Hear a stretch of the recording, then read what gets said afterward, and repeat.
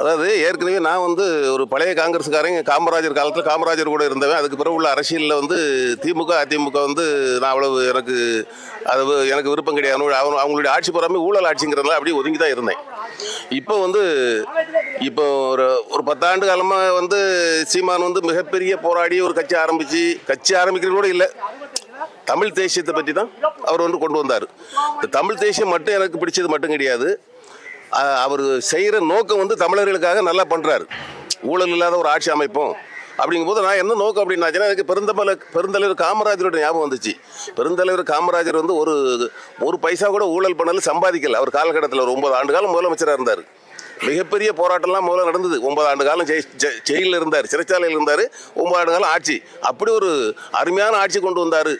அதாவது காமராஜர் ஆட்சி இன்னும் அவர் காலங்காலமாக அழியாத ஒரு ஆட்சி. அந்த மாதிரி ஒரு ஆட்சியை வந்து இன்னைக்கு தம்பி செந்தமிழன் சீமான் அவர்கள் இன்னைக்கு கொடுப்பாங்க ஒரு நம்பிக்கையோடு தான் நான் வந்து இந்த கட்சியில் பயணிக்கிறேன். சொல்லுங்கள் தம்பி, சில பேர் வந்து சில இதுகளை சொல்லுவாங்க, அறியாமை செய்கிறது நிறைவேறு, அறிஞ்சு செய்கிறது வரை அறியாமை செய்கிறது. இப்போ ரசிகர்கள் இருக்க வேண்டிய நான் வந்து ஒரு காலகட்டத்தில் ஒரு 60 ஆண்டுகளுக்கு முன்னால் வந்து மிகப்பெரிய ஒரு எம்ஜிஆர் ரசிகர். 60 ஆண்டுகளுக்கு முன்னால் எம்ஜிஆர் ரசிகர் நான். அப்போது அன்றைக்கு நான் வந்து ஓட்டு போடுறது வந்து எம்ஜிஆர் அரசியலுக்கு வந்தப்போ ஓட்டு போடலை. நான் ஒரு காங்கிரஸ்காரனால காங்கிரஸ் தான் ஓட்டு போட்டேன். அது வேறு விஷயம். அரசியல் வந்து வேறு. சினிமா பார்க்க போகிறோம், இன்றைக்கு தேட்டருக்கு போகிறோம், படம் பார்க்குறோமா, முடிஞ்சு அது என்டர்டெயின்மெண்ட், அவ்வளோதான், முடிஞ்சு போச்சு நேரப்போக்கு, அவ்வளோதான். இப்போல்லாம் படம் பார்க்குறதுக்கு போகிறதுக்கு இன்னும் வர பாருங்க, இன்னும் கொஞ்சம் கழிச்சு ஆளே இருக்காது படம் பார்க்குறதுக்கலாம். சினிமாவே ஓடாது. ஏன் தெரியுமா? அவ்வளோ என்டர்டெயின்மெண்ட் வெளியே வந்துருச்சு. ஒரு செல்ஃபோனை தொட்டு பார்த்தாச்சுன்னா போதும், எல்லாமே வந்துருச்சு. அந்த அளவில் இருக்குது. அப்போ இல்லை இன்னொரு விஷயம் என்னென்னாச்சுன்னா, யார் பேசுகிறா அப்படின்னாச்சுன்னா ஒன்று நீங்கள் நல்லா புரிஞ்சுக்கிடணும். சீமான் மேலே ஒரு வெறுப்பு உள்ளவர்கள், அதாவது நம்ம வந்து அவன் விஜயருடைய ரசிகர்கள் மட்டுமே சொல்லாது, விஜயருடைய ரசிகர்களுங்கிற போர்வையில் சீமானுக்கு வேண்டாதவர்கள் அத்தனை பேரும் பேசுகிறான். ஒன்று அதை புரிஞ்சுக்கிடுவீங்க. அடுத்த இன்னொரு யார் பேசுகிறான்னா, அவன் ரசிகர்னு சொல்லிக்கிட்டு ஒரு படம் இன்னைக்கு தேட்டரில் வருது, 200 ரூபா டிக்கெட்டுக்கு 2000 ரூபா கொடுத்து பார்க்குறான் தெரியுமா? 2000 ரூபா கொடுத்து பிளாக்ல டிக்கெட் வாங்கி பார்க்குறதா, அவன் தான் அப்படி பேசிகிட்டு இருப்பான். ஏன்னா அவனுக்கு இந்த காசை பற்றி அருமை தெரியாது. அவன் வீட்டில் கஷ்டப்பட்டு உழைச்சி தாய் தோப்பிட்ட சண்டை போட்டு 2000 ரூபா வாங்கிட்டு போய் படம் பார்க்குறான் ஒரே நாளில். ஏன்னா அப்படிப்பட்ட ரசிகர் இருக்கிறான். அவனுக்கு புரிய வைக்க முடியாது, நம்ம தான் புரிய வைக்கணும். இனிமே அதாவது விஜய்னே சொல்லலாம், எல்லாருமே சொல்லலாம். ஒரு அரசியலுக்கு வர்றாந்தா, இப்போ நான்லாம் கிட்டத்தட்ட 55 ஆண்டுகால அரசியல் அனுபவம் எனக்கு இருக்குது. ஒரு 10 ஆண்டு காலமாக அரசியல் அனுபவத்தில் இருந்தால் மட்டும்தான் முதலமைச்சருங்கிற ஒரு ஆட்சி வந்து பற்றி பேச முடியும். நேற்று வந்துட்டு இன்னைக்கு வந்து உடனே போய் கோட்டையில் போய் உட்கார முடியாது, ஜார்ஜ் கோட்டையில் போய் உட்கார முடியாது. முதல்ல மாவட்டம் எத்தனை இருக்குன்னு தெரியணும், எத்தனை சட்டமன்ற தொகுதி இருக்குன்னு தெரியணும், எத்தனை தாலுகாக்கள் இருக்குது, எத்தனை ஊராட்சி ஒன்றியங்கள் இருக்குது, பேரூராட்சிகள் எத்தனை, நகராட்சிகள் எத்தனை, மாநகராட்சி எத்தனை தெரிஞ்சிருக்கணும். ஒவ்வொரு மாவட்டத்திலையும் ஒவ்வொரு பகுதியான மக்கள் வாழ்கிறாங்க. மலை பிரதேசத்தில் உள்ளவங்க, கடல் பிரதேசத்தில் உள்ளவங்க, அடுத்த மணல் பிரதேசத்தில் உள்ளவங்க, காடு பிரதேசம், இப்படி நிறைய. ஒவ்வொருத்தருடைய தமிழ் மொழி தான் ஒரே மொழியாக இருக்க வழியே ஒவ்வொருடைய உணவு வகைகள், அவங்க பழக்க வழக்கம்லாம் வேறு மாதிரி இருக்கணும். அதெல்லாம் புரிஞ்சுக்கிடணும். வாழ்க்கை தரணிக்கு எப்படி தெரியுமா? எல்லாமே கடனில் தான் ஓடிட்டு இருக்கு. 100% இன்னைக்கு கடனாளியாக தான் இருந்துகிட்டு இருக்காங்க நாட்டில். அந்த அளவுக்கு தான் இன்னைக்கு வந்து ஆட்சிகள் நடத்திட்டு இருக்காங்க, திராவிட ஆட்சிகள். அதனால கடனாளியாக தான் இருந்துகிட்டு இருக்காங்க. இதெல்லாம் புரிஞ்சாதான் அரசியலுக்கு வர முடியும். அவருக்கு அதெல்லாம் தெரிய வேண்டியதில்லை. 20 கோடி வாங்குற சம்பளத்தை 200 ரூபா இன்னைக்கு வாங்குறாருந்தா 20 கோடி தான் சம்பளம் வாங்குவார். 2000 ரூபா கொடுத்து டிக்கெட் வாங்குறான், அப்போ 250 கோடி வாங்குவாங்கல்ல. அப்போ அவருக்கெல்லாம் பற்றி மக்களை பற்றி தெரியாது. ஏதோ கையை காய்ப்பார், போவார், கூட்டம் போடுவார். இப்போ என்ன பொறுத்த அளவில் ஈரோட்டில் அவர் வந்து அந்த கூட்டம் கூட்டினார். அங்கே நாமக்கல் இந்த பக்கத்தில் வந்தாருன்னுங்களா, கரூரில் வந்தார். ஒரு அரசியல் கட்சி தலைவர் என்ன பண்ணணும்? முதல்ல ஒரு கூட்டம் கூட்டினாங்கன்னாச்சுன்னா காலையில் எத்தனை மணிக்கு வரணும்? 7 மணிக்கு. இப்போ 11 மணிக்கு வரணும்னு சொல்லியிருக்காரு. 11 மணிக்கு வரணும்னு சொல்லி 4 மணிக்கு வந்திருக்காரு. சரி, வந்தால் கூட பரவாயில்லையே. அவன் என்ன பண்ணுறாங்கன்னு தெரியுமா? சினிமா ஷூட்டிங் இது நடந்து நான் லைவாக பார்த்துக்கிட்டு இருக்கேன். நான் மாறி அத்தனை நடந்து போல பார்த்துக்கிட்டு இருக்கேன். அந்த ஃபுல்லாக பார்த்துக்கிட்டு இருக்கேன். நான் ஒவ்வொரு சேனலாக பார்த்துக்கிட்டு இருக்கேன். அப்போ என்ன நடந்துச்சுன்னா, இவங்க ஆளை கூட்டுறாங்க. ஒரு இடத்துலேருந்து இன்னொரு இடத்துல 10 இடத்துல கூட்டுறாங்க. அப்படியே பின்னால் வா கூட்டம் கூடி எந்த ஒரு இது புரிதல் கிடையாது அவங்களுக்கு. மரத்தில் ஏறுறான், மட்டையில் ஏறுறான், மின்கம்பத்தில் ஏறுறான், கட்டடத்தில் ஏறுறான், அப்படி தொங்கி விழுறான், இங்கே தொங்கி விழுறான். ஏங்க முதல்ல ஒரு புரிதலுங்கிறது இருக்குல்ல. தொண்டர்களுக்கு முதல்ல நல்லதை சொல்லிக் கொடுக்கணும். தலைவனாக இருக்கிறவன் அவன் எப்படி நடக்கிறானோ அது மாதிரி தான் தொண்டை நடப்பான். அப்போ தலைவனே இப்படி இருக்கும்போது தொண்டை எப்படி நடப்பான்? சாவுக்கு காரணம் யார்? 41 பேர் சாவுக்கு காரணம் யார்? இன்னைக்கு அரசை குறை சொல்ல முடியாது. அரசு மேலும் தவறு இருக்குது. உன் கட்சிக்காரன் என்ன பண்ணியிருக்கான்? இதுக்கு முன்னால் போன 4-5 கூட்டத்தில் என்ன பண்ணான்? என்ன மாதிரி நடந்தது? எத்தனை பேர் கூட்ட நெரிசல் மயக்கத்தில் விழுந்தான்? எத்தனை பேர் செத்துருக்கான்? இன்னைக்கு மட்டும் புதுசாக நடக்கலையே, கரூரில் மட்டும் புதுசாக நடக்கலையே. இப்போ அவன் செய்துட்டான் இவன் செய்துட்டான் அதெல்லாம் வேற விஷயம் யார். நீ ஒழுங்கா பண்ணியா நீ முதல்ல அந்த பசங்களுக்கு தண்ணி கொடுத்தியா, அந்த பிள்ளைகளுக்கு தண்ணி கொடுத்தியா, சாப்பாடு கொடுத்தியா, அதெல்லாம் ஒழுங்குபடுத்திருக்கல. கூட்டத்தை ஒழுங்குபடுத்தினா நீ முதல்ல பண்ணல. ஒரு அரசியல்வாதியா தானே நினைச்ச உடனே முதலமைச்சர் யாருன்னா ஃப்ளைட்டில் ஏறி நேராக பறந்து போயிடலாம் வெளிநாட்டுக்கு. கோட்டைக்கு போக முடியாது ராஜா. ஃப்ளைட்டில் ஏறி நேரே கோட்டைக்கு போய்லாம் அங்கே போய் உட்கார முடியாது முதலமைச்சர் சீட்டில். அது எப்பேற்பட்ட தலைவர்கள் இந்த கூட்டம் இது தெரியுமா? நீங்க சொல்றீங்க கொள்கை தத்துவம் நோக்கம் அப்படின்னு சொல்லிட்டு நீங்க போறீங்க. ஆமா. ஆனா உங்களை விட அந்த ரசிகர் கூட்டம் தானே அதிகமா இருக்கிற மாதிரி ஒரு தோற்றம் இருக்கு. அதாவது எப்படின்னா ஒரு தோட்டத்தை உருவாக்குறாங்க, மீடியாக்களுக்கு பணம் கொடுக்குறாங்க. நீங்க நிறைய பேருக்கு பணம் கொடுத்து ஆயிரக்கணக்கான மீடியாக்களுக்கும் டிவிகளுக்கும் பணம் கொடுத்து விஜய் விஜய் விஜய் இப்படியே கத்துங்க அப்படின்னு சொல்றாங்க. தவக்க கொள்கை என்ன முதல்ல சொல்லுங்க. கட்சியினுடைய கொள்கை என்ன? வந்தா என்ன பண்ண போறாங்க தமிழ் மக்களுக்கு அதை சொல்லுங்க. வாக்கு செலுத்துறவங்க கொள்கையை பார்க்க போறாங்க. யாரு வாக்கு செலுத்துற மக்கள் வந்து கொள்கையை பார்க்கலையே.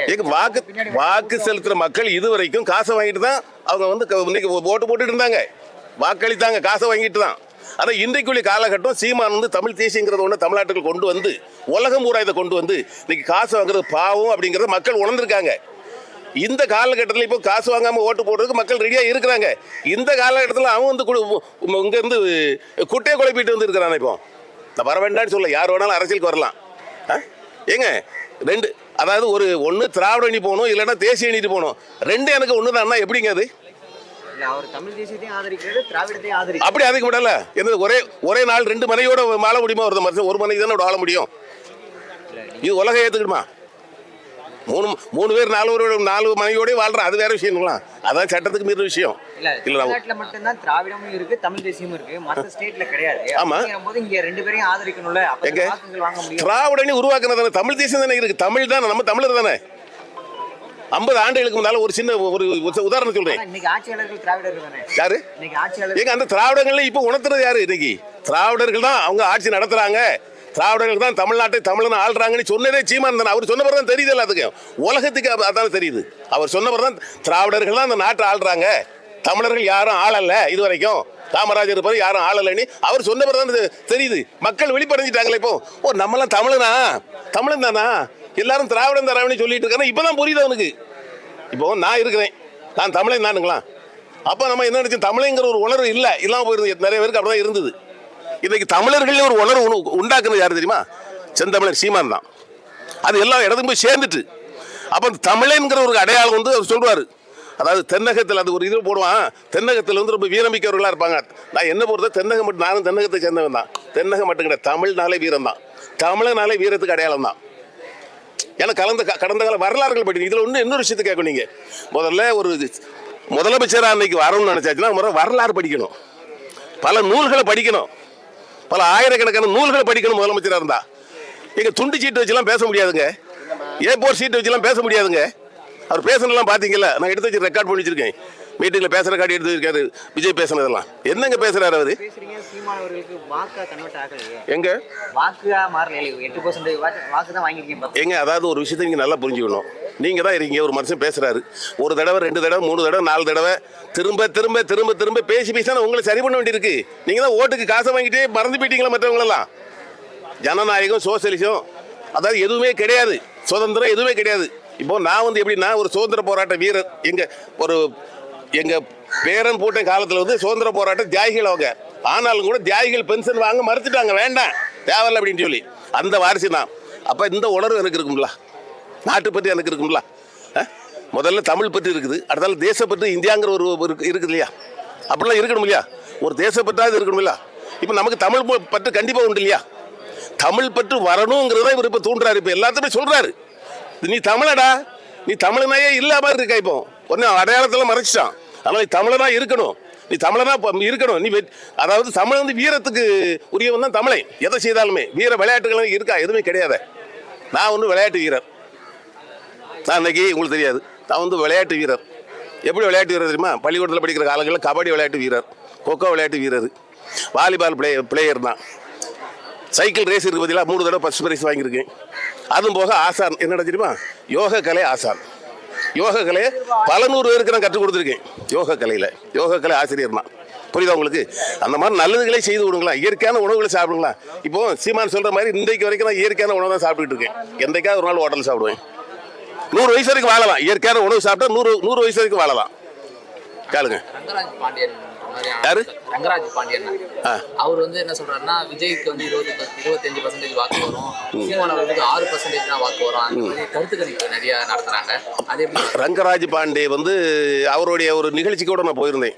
அவர் வலைவலி நடத்துறாரு, பேர் என்ன, அதுக்கு பேர் என்னையா, சாணக்கியா. அந்த சாணக்கியா நிகழ்ச்சிக்கு நான் போயிருந்தேன். இப்போ ஒரு 3 மாதம் இருக்குன்னு நினைக்கிறேன்.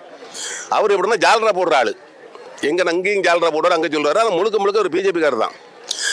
அடுத்தால லயோலா கல்லூரியிலிருந்து பழைய மாணவர்கள் சொல்லி ஒரு குரூப் புதுசாக இறங்கி வருவாங்க. ஒவ்வொரு தேர்தல் தெரியுமா, நாங்கள் ஓட்டு ஒரு 4 பேர் அப்படி டேபிளை போட்டு உட்காந்துருப்பாங்க, மைக் முன்னாடி உட்காந்துருவாங்க. இந்த தொகுதி தென் மாவட்டத்தில், இந்த தொகுதி திருநெல்வேலி தொகுதி, பாளையங்கோட்டை தொகுதி, இவர் முந்துகிறார், இவர் என்ன மயிரை பிடிக்கிட்டு போனா எனக்கே தெரியாதா. எனக்கே என் தொகுதியில் பெற்று நிற்கொள்ள நிலமும் முழுதும் தெரியாது எனக்கு. இவர் சென்னையில் உட்கார்ந்து கிளம்ப திருவாரம் 234 தொகுதியும். எனது லயோலா காலேஜ் மாணவர்கள், நாங்கள் முன்னாள் மாணவர்கள் எங்க அத்தனையும் போய் காசை வாங்கிட்டு செய்கிறான் வளருமே. கருத்து கணிப்புங்கிறது என்ன பொறுத்தளவு 100க்கு 101 போய். அதான் உண்மை, சத்தியமாக தான் சொல்கிறேன். கருத்து கணிப்புங்கிறது கிடையாது. அவ்வளவு போய் காசை வாங்கிட்டு அவ்வளோ போடுறோம். யார் காசு கொடுத்தாலும் அவங்களுக்கு தகுந்த மாதிரி கருத்து கணிப்பை போடுவான். கருத்து கணிப்புங்கிறது